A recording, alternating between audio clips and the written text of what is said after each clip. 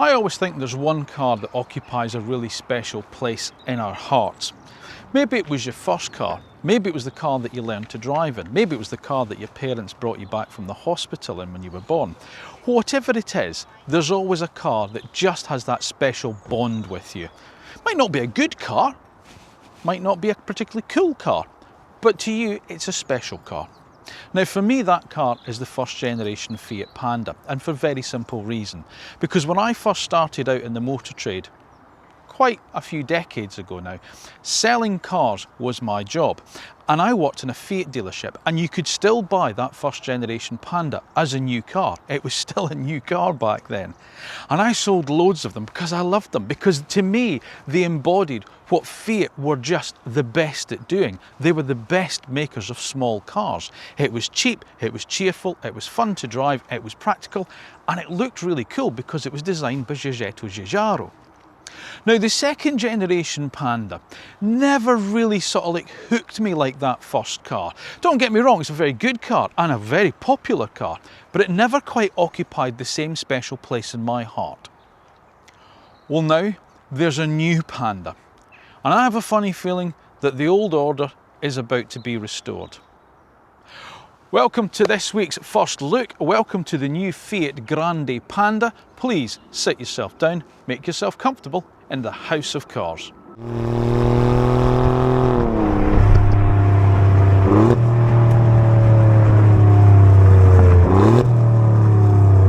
Now I've got a bit of a confession to make. I've got to be honest with you guys with this one, okay?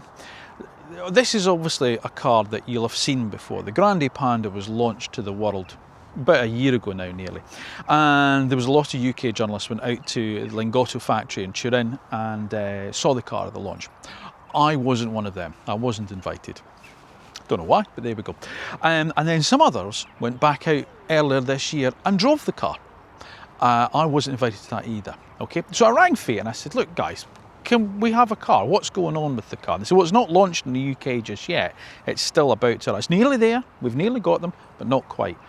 But if you want to come and do a walk around in a studio with the car, you're more than welcome, because we've got a left-hand drive Italian car that you could do that with. So I went, yes, please. I'd really like to do that. And then another email came in and they said, actually, how do you fancy having the car for a week? You're allowed to use it. You're allowed to drive it around. You can do what you like with it. No problem at all.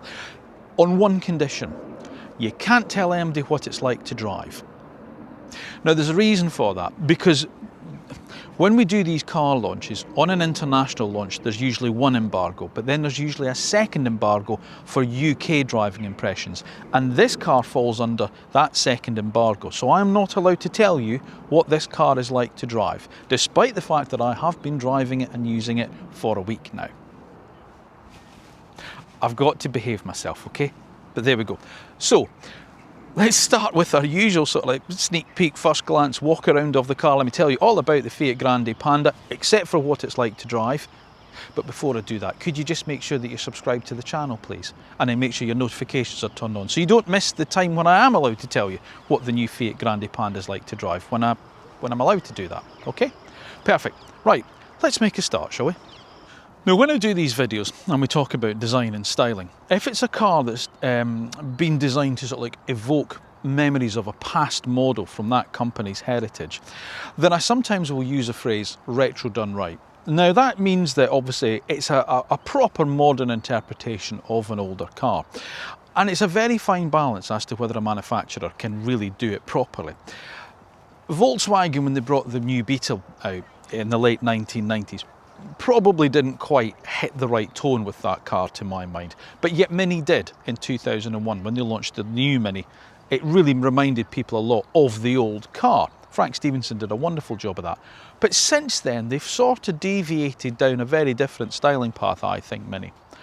However, I don't think anybody does it quite as well as Fiat do. Take the 500 for example. Now the original combustion engine car that they brought back out in 2008 was it looked like the original 500, yet it was still modern and fresh enough that it looked like a new car.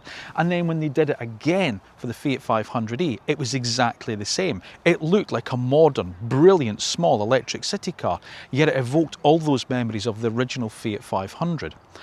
And they've done it again with the Panda. You know, it could have gone down a very, very different route. It could have gone just down the route of looking, and there's loads of detail on it that you might go, oh, is that a bit too much? But trust me, it's not, because there's so many references to Fiat's heritage in this car. We could be here for quite some time, but they are brilliant, and I think the whole thing as a package just works, because to me it looks like a modern, proper Super Mini, yet it looks like a Fiat Panda, which is the important thing for me. So let's make a start. At the front of the car, well, you get this sort of like weird panel here, then, and of course you can see, of course, you've got these pixelated lights, and you're going, why has it got pixels in it? Because that's got nothing to do with Fiat. That's Hyundai that do the pixels. You know why it's got these pixelated lights and these little spots along here? That's designed to reference the Lingotto factory with the windows in it. Brilliant, absolutely brilliant. I love that. And the offset Fiat badge, well, that's like the original Mark I Panda had, because it had the Fiat badge offset to the side, and then of course it had the grille at the other side before they facelifted it. You know, sort of like late in the late 80s they did that, where it got a proper actual black plastic grille. But the original car had the offset Fiat badge and then a little grille to the one side. Fabulous. And then there's more. As you look round it, you've then got the sort of the Fiat four-lined badge along there, just that little reference in there. They're just fantastic. And then this lower grille section is the same, to reference the pixels of the windows. It just looks great. And then when the lights are on, there's a slight sort of X shape to them as well. And that's repeated in the alloy wheels on this La Prima model. And of course, no doubt you will have seen this, which is, you think, the charging flap, but it's not actually.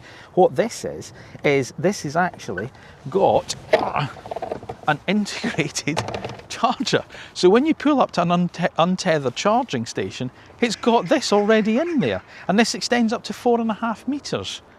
Why has nobody done that before? What a clever, clever thing. And this is it. This is what I mean. Fiat, that's modern, that's clever. That's just brilliant. That's exactly what small cars should be. They should offer solutions to practical things in everyday life. And that's what that does. Then there's also this clamshell bonnet, because again, that's exactly the same as the Mark I Panda. It had a clamshell bonnet as well, the way it just wraps over onto the top of the wings as well. Just looks great. And yet it doesn't look old-fashioned. It doesn't look, it looks like a car of today, not a car from yesterday. If Fiat had never done the first gen Panda and brought this out, you'd all be going, that looks fabulous. And it does, because Fiat do retro right. Now obviously Fiat's part of Stellantis group, so is Citroën. And obviously this car shares a lot with the Citroën C3 and EC3, which means you can also buy the Grande Panda as a hybrid as well as a full electric car as well. So they share a lot of the componentry, so a lot of that is going to be familiar. But it's not a badge engineered car. That's the interesting thing with the Grande Panda. I don't think it's a Citroën with a Fiat badge on it at all. You look at it and go, that's a Fiat Panda. And that's the clever thing about it. They both have their own individual styles. And I'm just talking about the outside. Wait till you see the inside of it. Again, loads of little styling cues around the car as well. So the first thing I want to talk about on this La Prima model is these X-shape alloy wheels, okay? Now, if you go for, there's going to be 3 trim levels in the UK. There's the red, which is the charity that Fiat have that tie-in. So the basic car is Panda Red, which gets steel wheels. Brilliant. Absolutely brilliant. Here's a little fun fact for you. My first boss at Central Car Sales Fiat in Dumfries wouldn't allow any car to go out with steel wheels. We all had to put wheel trims on them. He always put the Fiat accessory wheel trims on basic Pandas. There you go. I charged customers for it as well, but that's what we did. We always put, but I like steel wheels. So that's going to get the steel wheels as standard. Then you move up to the Icon trim, which has alloys, and then La Prima, which is these sort of like X-shaped diamond turned wheels. Now, I think these remind me of, if memory serves me correctly with Fiat, there was the Ritmo, Fiat Ritmo across in Europe, what we called the Strada, and the Abarth version of that, the 105 TC and then the 130 TC, one of them had sort of like X-shaped polished alloy wheels, and that's what's been bugging me about. Every time I look at it, I go, Fiat did do an X-shaped alloy wheel, and that's what it was on, the Hot Strada. So that's what that reminds me of. I don't know whether that's intentional or not, but that's what it reminds me of. Here, look at this. So the squared off wheel arch reminds you of the Panda 4x4, doesn't it? The way it sort of like sits slightly off the ground. Well, we'll talk about that in a wee second as well. But on the top of the wheel arch cladding, again, here's the 4-lined Fiat badge. That's integrated into the wheel arch moulding. Again, brilliant. You want to know what those 4 lines mean? The 4 lines were the shadow of the Fiat lettering on top of the factory. That's when the designer saw it, when the sun was shining through it onto the ground, it laid 4 lines on the ground, and that's where he got the idea from. There's a pub quiz question for you. You can see it's got the word Panda embossed along the lower doors, which is brilliant. And of course, what the idea is, they say you're going to have maybe clip on. I don't know how they're going to clip on, but they reckon there's going to be an accessory where they can infill these with sort of like, you know, black rubber things to help protect the side of the panel as well. And let's be honest, anything that protects a Panda is a good thing by me. There you go. But it's also, I think, evokes memories of the Panda 4x4 Sizzly. You know, the little 4x4 special edition they did when it had Sizzly down the side of it? To me, that's exactly what that reminds me of. It's a very boxy shape. It sits just under 4 metres long, the car, so it's proper super mini size. But again, like the original car, it is quite practical. We'll talk a bit more about it as we go inside the car. 5 doors is standard, that's what you get. You get the roof rails on the Icon and La Prima. They don't come on the basic red car, but that's quite nice and handy, quite like that. Again, a lot of the original Pandas had roof rails on them, so they're quite good. And you also get things on this car, such as the gloss black door trim and handles, and obviously the privacy glass here, which the basic car won't get. This little square here, this is brilliant. It's almost like holographic, because if you look at it this way, you can see the word Fiat, but if you look at it this way, it's the four diagonal lines of the badge again. Brilliant. And then again, there's the repeat of the 4 lines there, and you get Panda embossed on the thing there. As I say, it's loads and loads and loads of little details. I don't think it's cheesy. I think it just works. I think they've got they've gauged it just right for me. And there's so much reference to old Fiat heritage that it just looks right. And it catches people's attention. The looks that we've had driving this car around, you know, of this last week has been, you know, fantastic, and all positive stuff. People love a Panda. Who wouldn't? I shall call him Chi Chi. And look at it round the back. I mean, it's modern, isn't it? Look at these big Perspex light clusters, you know, with the sort of like the 4 lines and the dot in the centre. That looks fabulous. Embossed Fiat across the back of the panel there. And then, of course, you get this lovely 3-dimensional Panda badge there. Obviously E, because this is the electric one. Gloss black, high-level spoiler up there. Rear wash wipe. Thank you, Fiat. That's great. And, of course, big, tough plastic bumpers. As I say, the original car, very sort of like practical in terms of, well, let's be honest, if you ever tried to drive through the middle of Rome or Turin and tried to park, you know, bumpers are important, because that's exactly what they're used for, is parking. So that's what you've got. But of course you still get parking sensors, and there's a reverse camera on there on this particular model. And then you get this silver trimmed at the bottom, which always looks a little bit like almost like a skid plate, you know, you'd get on a 4x4. Now here's the interesting thing. They have shown a concept of a Panda 4x4. Please build it, Fiat, please. Which looks fantastic, it really, really does. And then of course, again, there's some little reference in there. There's your 4-line Fiat badge. But again, I don't think you'd notice stuff like that unless somebody really pointed it out to you, or you took the time to go around. And that's what I mean, it's not cheesy, it's not overdone, they've not overcooked the recipe. I think they've got it just right. Or am I just going on sort of like, you know, sort of like old memories? Am I just feeling a romantic attachment to the Panda? What do you think? The right style of car? Do you think Fiat have got it right? Would you buy this over a Citroen C3 or a Peugeot 208 or, you know, a BYD, you know, Dolphin Surf? Let me know your thoughts in the comment section down below. Now, when Giugiaro designed the original car, obviously making it boxy was going to mean it was going to also be practical, because if you need something practical, a box is your best for carrying things. So that's why he designed it as a box. Is the new one, which is quite boxy in shape, just as practical? Yeah, it's okay, 310 litres. Now that is slightly down on the Renault 5, but even so, the boot space is quite decent. And here's the other thing, it's the same as the C3 from Citroen, don't get me wrong. But this cable, which doesn't have a bag, you're not going to need that, because it's already got an integrated one. So you don't have to carry cables around with you. See? Sort of clever. I don't know why they put that in there, in fairness. there's no real underfloor storage, sorry. So there's nothing underneath there. So that is your space. If you fold the 60/40 backrest down, it will take total capacity up to 1,188 litres. So it's quite a practical little car. The only downside is there's quite a high sill to lift things over. That's the only downside. Suitcase-wise, watch this. So there's our large suitcase at the back there. There's our medium one at the side there. And there's a carry-on, which can stand up right there, and there's space down in there where I could put my rucksack in. So in fairness, this is a very, very practical small car. So yes, it wins on the practicality side for the new Panda. Now bear in mind it's under 4 metres long, okay doke? So we can't expect miracles when it comes to the rear of the car. And trust me, having sat in the back of plenty of first gen Pandas on test drives and stuff like that, this is better. It's not bad actually. That's my driving position, because remember it's left-hand drive. So that is where I sit, my driving position, and I can sit behind myself with knee room, plenty foot room, and really an awful lot of headroom. So it's a good size. Now, as a family, we all went out on this car on Sunday. My daughter and I love to go down to Cafe and Machine near Petersfield in Hampshire. And I said, oh, let's go and take the Panda for a run. So we're going to take it down and have some lunch down there. And my other half went, oh, actually, I'd quite fancy coming to this Cafe and Machine place. And I said, well, we're going to take the Panda. I also had an Ioniq 9, a Hyundai Ioniq 9, you know, the big 6-seat SUV. I said, shall we take the Hyundai? She went, no, no, no, let's take the Panda. And we did. So there was the three of us plus the dog in this car, and everybody was quite comfortable in terms of space. My daughter sat in the back here, she went, hey, it's fine. And it's really quite good, in fairness. Nice little pocket up the top there for your mobile, so you can pop your mobiles in. Plus there's pockets on the backs of the seats for bigger items, Kindles, iPads, that type of thing.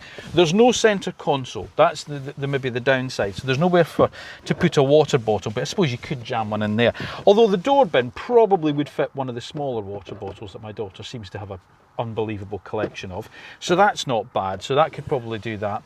And there's 2 USB-C ports down there, so for 4 people it's not bad. I'm going to talk a bit more about the materials and the comfort when we go into the front, in terms of, you know, sort of like how comfortable they are. But the back bench is okay. My only gripe is the usual with Stellantis cars, the ISOFIX points behind these stupid zips. Other than that, this is really good. Right, the interior of the Fiat Grande Panda. Well, I think it's very, very similar to, you know, sort of like in terms of the outside. It's designed to evoke an awful lot of Fiat's heritage in here. And they've done the design of it really, really cleverly, I think. Sometimes you think to yourself with the Stellantis brands, you know, there's a lot of componentry shared and you go, oh, one is much of a muchness to the other. Not in here at all. This is completely different to what, you know, the other brands are doing. And as I say, Fiat have really, really leaned on their heritage a lot. Now, the theme on the inside of the car is the Lingotto test track, because on the top of that, the Lingotto factory, because on the top of it is the test track, the oval test track. You remember watching the original Italian Job with the oval track that they drove around? That's the Fiat factory line Lingotto, and that's what you've got here. So look, the oval of this dash cluster here, the oval of the whole dash, that's the Lingotto test track, the oval round about the door handle housings, that's the Lingotto track, and then the Lingotto track is also around here in this centre console area, which does bring me on to the one area that I am a little bit cheesed off about, Fiat. Why have you done it at bloody piano black? Look at it. Piano black here. Why that? This car's done 4,000 and a bit miles, and this is all scratched to buggery. This is why piano black is a rubbish material to use in the inside of a car. I just don't understand it, especially when you've got touch points, such as the transmission, such as dropping water bottles and phones into it. Why is it all piano black? It's all scratched. It's horrible. Here's an interesting thing. Uses a key, a bit like the Citroen C3. So let me pop this in, and you turn it round, which is fabulous. I like that. So you start the car up. There we go. The reason that this is me off so much about the piano black is the rest of the materials in here are fantastic. A bit like they did with the 500 when they talked about all the sustainability messages they were going for with that car. You know, the sequel seat material and stuff like that. This is the same. So all this plastic, sort of like dash and the door casings, is all made out of recycled bottles. Okay? And the fact that it is plastic and you can see it, it doesn't matter, because it's got such a cool look to it, such a cool finish to it. It's almost like this mottled marble finish in the lighter area here, and then this like really nice blue around the rest of it. I don't care the fact that it's plastic. I think it looks great. I love that. And then you've got this, the BAM box, which is a little high glove box, which my wife found the other day and loved the idea of. And if you look inside, there's also another oval in the back there, Lingotto test track, just from extra storage. And it's nicely damped. You can finish the lid of it. It doesn't just shoot up. You know, it clicks nicely. That's done out of bamboo fibre material. The fact that it's got the Fiat embossed in the doors as well, but you don't really notice it until you really stand back and go, oh, that's his Fiat. That looks great. All of that just, though, Lingotto test track in the instrumentation panel, your battery meter on the left and your power meter on the right, they're ovals like it. And I am absolutely convinced this is as oval as they could make a steering wheel to make it look like the Lingotto factory. So you've done all that effort using nice, lovely, brilliant, sustainable materials and fantastic design, only to go and fit piano black right in the centre console in your eyeline. Anyway, there we go. There you go. Other little Easter eggs that you've got is you've got the little panda going round the track, and I love this sort of like tint. I thought that was a hole at first. It's not. This is tinted. This perspex on the top of it with a little yellow tint. I think that looks cool, and I love the yellow sort of like round it. And of course, then you get the yellow round the plastic sort of like door. Face vents as well. You know, and on the sort of like little vent things as well. And then of course you do get the little inlay as well on this piano black. There. So other than the piano black, I really like it. So that's a little Easter egg there. You also get the little 4-line Fiat badge on the steering wheel just embossed into it there, which is really, really cool too. And the other thing that I love about it is the font, the typeface that they've used for their instrument panel. It's proper old, sort of like, I don't know, it's like an Art Deco Italian style font they've used for the speedometer, and it just looks wonderful. I'd love it. Absolutely love it in here. It's a brilliant interior. They've just hit they've just got the theme just right. If they just change that.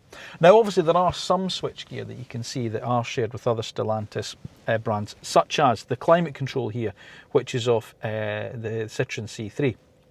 And I don't mind that. I mean, that's fine. That's okay. And obviously, your transmission is still that toggle thing that Stellantis have been doing for ages. So again, I don't mind that so much with your park button there, and then the C, and then the electric park brake there. Look at this, heated seats that you get in this La Prima model, plus as well a heated steering wheel on a Panda and a heated windscreen. Now, on the Mark 1 Panda, you also had a heated windscreen of sorts because it was so flat, you sat so close to it, that your breath would defrost the screen. So it's just doing it through electricity now. That's quite a nice wee nod there. Here's an interesting little fact for you as well. Do you know what the Fiat Panda shares with the Lotus Esprit? It was the only production car at the time that had a completely flat windscreen. There you go. They were the only two cars that did at the time. There you go. Another little... See all these little trivia things you could use in your next pub quiz? You can thank me later. Love the column stocks. You know, they're just this really nice little squared off. I'm surprised they're not oval, but they've got a really nice quality feel to them. The other nice thing that I really like about it is down here. There's two buttons down here. This is fabulous here. Look at this. If you want to turn off your speed limit warning, you press and hold a button and it turns it off. You want to turn off your lane keep assist, you press it and it comes here and says press and hold to deactivate. Press it again, hold it, and it deactivates it. How clever is that? Buttons to turn things on and off with. Fabulous. So that's quite cool. Now, in terms of the actual screen, obviously you get things such as wireless Apple CarPlay and Android Auto. Depending on trim level, you may get the wireless charging pad, which is obviously on this La Prima model, which is nice and it's handy, just sits there. You just hold your phone nicely. I do like that. And then obviously, you get, as you can see, you get Apple CarPlay and Android Auto. But the standard screen itself is very familiar through the rest of the Stellantis stuff as well. Okay, so you can go in there, obviously there's your... I haven't done that right. There we go. Media loading, and then there's again integrated. I think it's navigation by TomTom. I think if it's the same as the Fiat, and you can see there. So that's quite good as well. If you don't want to just default to your usual Waze or Google Maps or whatever. So the screen itself is nice and easy to use. And again, if you're a regular viewer, you'll know I quite like these more simplistic style of screens. Because it means that you don't have to go through so many different things to turn certain things off. And I have to say, Stellantis are actually quite good at that. You know, the more basic it is, dare I suggest, the better. Because if you're not used to sort of, you know, delving through loads of different menus, or you just don't want to, it's quite nice and easy to use. And it's quite simple just to pair up your phone and just get on with it from there. So yeah, it just seems to work. The seats. I do want to talk about the seats a little bit, because this is the weird thing. They've got this lovely little panda made with love in Fiat embroidered into the backrest. They look a tiny little bit like they've got the little cushions like the Citroen C3 does. And I found the seat to be very, very comfortable, okay? I found it to be a really comfortable car to drive. But as I said, we all went down to Cafe and Machine on Sunday there, and Liz commented she didn't think the passenger seat was that comfortable for her. Now, she's taller than me. Let's be fair, that's not going to be hard. And I do wonder whether or not it's people with longer legs. Maybe she was saying that she just didn't find it particularly comfortable.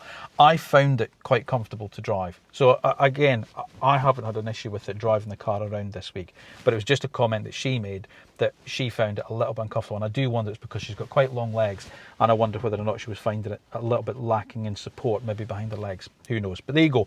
Give it a good try and see what you think. You've also got the sliding armrest, which is quite cool. Doesn't open, doesn't lift up to give more storage, but it doesn't matter because you've got this big bin down here, this little cubby, and you've got your usual, you know, you can vary the sort of like the width of the cup holders if you want, by being able to pulling those out and moving them around. And of course, it'll take my big Yeti water bottle. It goes in there. There's door bins down there. The speaker grills, they've got the diagonal lines like the Fiat badge have. I like that, and I just think it looks really cool. I really do. I love the way it all works. And, you know, you've got just enough equipment in here. You know, you've got 4 electric windows, you've got aircon, you've got heated seats in this one, as I say, heated steering wheel, heated windscreen. The buttons on the actual steering wheel itself, they're just nice big buttons. You know, they're very easy to see at a glance, and they're very easy to use. And it's when you're driving it, not that I can tell you about what it's like to drive because I'm not allowed to, they are nice and easy things just to sort of use on the move. So that's quite good as well. So yeah, I love this interior. I really love it. I would turn around and say it's almost the best interior in the Super Mini class if it hadn't had that bloody piano black in it. And I'm really surprised that they didn't do some other type of material on there, because for me, that's the only thing that lets in here down. The rest of it, I think, is wonderful. Right, 44 kilowatt hour battery, same as the Citroen EC3. Here's the thing, you can charge it from the front on 7 kilowatts, but you also got a charging flap as normal on this side as well. So if you've got a tethered cable charging wall box like I have, then you charge it through here. If it's an untethered one, like a pod point thing, then you can use the front one. It'll charge at 7 kilowatts through that. If you do that and you're going from flat to full, it'll take you roughly 7 and a bit hours to go from flat to full. It has a WLTP range of 199 miles. And in fairness, I charged the car up to 100% last night, and it was showing 188 miles as its predicted range. So it's not bad. I can't tell you anything about efficiency and stuff like that because that's giving you driving impressions, and I'm not allowed to do that. It will take charging speeds up to 100 kilowatts. So if you're out and about and you need to rapid charge, it means it can go from 10 to 80% in roughly 32 minutes. It'd be nice to see that maybe under 30 minutes, but as I say, it's using the same stuff that the rest of the Stellantis group cars, so you can't really knock it for that. And it's about right. I think half an hour is the benchmark from that 10 to 80%. So it does that, so that's fair enough. You can also, however, option it up with an 11 kilowatt on-board charger. So if you do have access to that faster 3-phase electricity, whether it's at home or a workplace, or you like it when you're out and about, then of course you can add that as an option, and it'll bring that total charging time down. So for now, it's a single motor car with drive going to the front wheels, 113 horsepower, giving it a 0 to 60 time of 10.4 seconds. And that is as much as I'm allowed to tell you about how the new Fiat Grande Panda E drives. That's it. No matter how much you beg me, I can't tell you what this car is like to drive. So that means obviously that you're going to have to subscribe to the channel so that when I am allowed to tell you what it's like to drive, you'll know about it. So go and subscribe. This is a very short section, so go and subscribe now. Turn on your notifications, do all of that. Yeah, done that? Fine, okay. So when I'm allowed to tell you, you'll get a reminder. And I promise I'll tell you then, but not before. But I am allowed to tell you how much it costs, okay? So there's 3 trim levels available. You start with the red, Panda Red, okay, Red Panda. £21,035. Then you move up to the Icon, which is the middle of the range, and that's £21,995, so you get a bit more equipment with that car. And then you go to this La Prima model here, which is £24,035. Now that sounds like an awful lot of money when you talk about a Fiat Panda, but in reality it's not obviously that much money when you talk about an all-electric sort of like B segment Super Mini in that sense. Plus, with the level of standard equipment you get on this car, I think that's decent value for money. And as I say, if you think about, you know, other cars in this class, which also we'll go on to talk about, I think they've got the pricing just right. And of course, remember, you can get it cheaper than that if you go for one with a combustion engine and hybrid model. I think prices for that car start round about the £18,000 mark. So I think it's good value for money, this little car. Which obviously brings us neatly on to the cars that you would see as competition for it. So as I say, it's a B segment Super Mini now, the Grande Panda. So you're going to be looking at the Citroen EC3, the Renault 5 E-Tech, you know, that's a car you're going to consider against it as well, the BYD Dolphin Surf. But of course, because this is hybrid as well, that'll bring other cars, you know, into contention. And obviously it faces competition from within Stellantis Group, you know, from the likes of the Corsa and the Peugeot 208 as well. If you are looking at the electric one, then of course there's other contenders to consider. Maybe you might think about something like the GWM 03 that used to be called the Funky Cat. It's more of a bigger car in some respects. It's more of a C, well, they market it as a C-sector hatch, but you know, in terms of its price point, it's around about this, but quite as good as this car.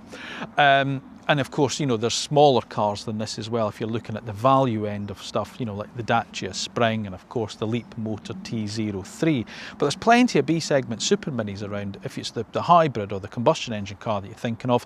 And of course you get things such as well, the Renault Clio, that's just had a big facelift, maybe not so successful depending on your viewpoint. Obviously things like the Toyota Yaris, the Honda Jazz. So there's plenty of choice out there. But it's character that this thing's got, and for me there's only a couple of cars that really have character like this one does, and that's things such as the Renault 5. So if that's what you're after, maybe your competition is quite limited.